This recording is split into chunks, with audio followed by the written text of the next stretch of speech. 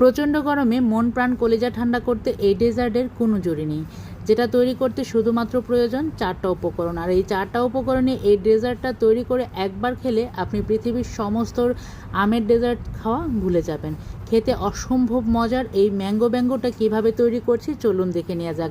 আর এই ভিডিওটা যদি আপনাদের কাছে ভালো লেগে থাকে অবশ্যই শেয়ার করে টাইমলাইনে রেখে দিবেন, যেন তৈরি করার আগে টুক করে একবার দেখে নিতে পারেন।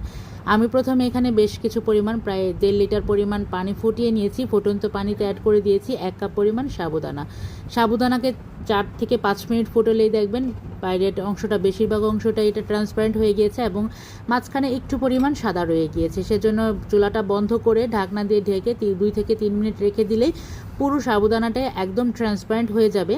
এই পর্যায়ে এটাকে আমি একটা স্ট্রেনারে দিয়ে স্ট্রেন করে নেব। অবশ্যই এটাকে ঠান্ডা পানি দিয়ে ধুয়ে দিব যেন খুব সহজে এটা স্ট্রেন হয়ে যায়। এটা এখানে ছাঁকনিতে রেখে দিয়ে আমি এখানে আর একটা বাটিতে নিয়ে নিয়েছি 3টা পাকা আম। চেষ্টা করবেন এই পর্যায়ে আমটা একদম লাল টুকটুকে এবং মিষ্টি আমটা নিতে। এবার আমটাকে আমি খুব ভালো মতো চিপে নিচ্ছি। এই পর্যায়ে আপনারা চাইলে কিন্তু আমটাকে কেটে নিতে পারেন, তবে আমি এটা একদম হাতে চিপে নিচ্ছি যেন আমের যে কাঁচটা বা আমের যে পিউরিটা সেটা যেন আটিতে লেগে না থাকে এবং ওয়েস্ট না হয়।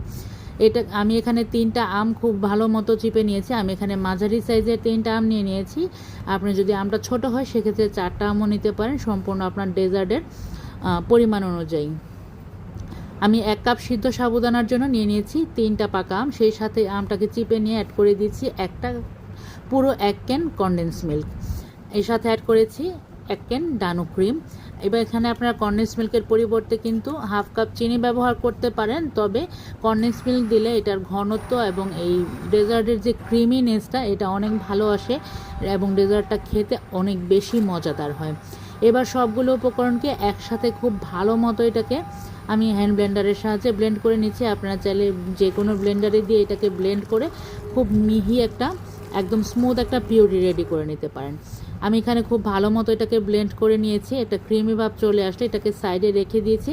এবার দেখেন আমি এখানে একটা ডাবের পুডিং আগে থেকেই রেডি করে নিয়েছিলাম। এবার এটাকে কেটে নিচ্ছি। ডাবের পুডিংটা আর দেখালাম না, কেননা ডাবের পুডিংটা অনেকেই তৈরি করতে পারেন। আর যদি যারা না পারেন অবশ্যই কমেন্টে জানাবেন, আমি চেষ্টা করব ডাবের পুডিংটাও আপনাদের সাথে শেয়ার করতে। এখানে ডাবের পুডিংটা আমার কিউব করে কেটে নেওয়া হয়ে গিয়েছে। এই ডেজার্টটার মধ্যে একটু জেলো টাইপের কিছু দিলে এটা কিন্তু খেতে অনেক বেশি ভালো লাগে। এবার আমি একটা বড় বোলের মধ্যে আগে থেকে সেদ্ধ করে রাখা যে সাবুদানাকে সেটা দিয়ে দিলাম। এর সাথে অ্যাড করে দিলাম যে আম, কনডেন্স মিল্ক এবং ক্রিমের যে মিশ্রণটা, সেই মিশ্রণটা এর সাথে দিয়ে সাবুদানার সাথে